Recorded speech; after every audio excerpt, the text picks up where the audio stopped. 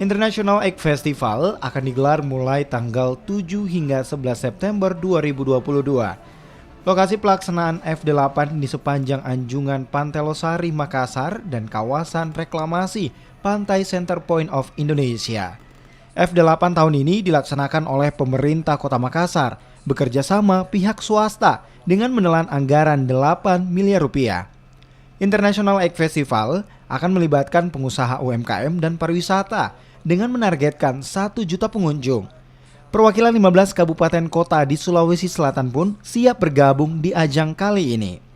Ya, kita harapkan dengan angka tersebut kita mampu menyulap anjungan Pantai Losari sepanjang 1,4 km ini menjadi sebuah destinasi wisata yang bisa menyedot jutaan pengunjung. Perjalanannya bahwa tim F8 sudah menghubungi kurang lebih sekitar 40 kota kabupaten di Indonesia dan juga kemudian akan menghubungi negara-negara sahabat. Masuk di kawasan festival, pengunjung akan dikenakan tarif Rp10.000.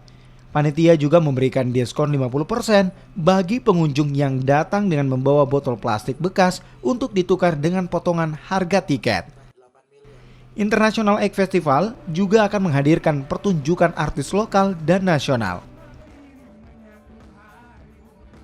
Nila Rustam, Kompas TV Makassar, Sulawesi Selatan.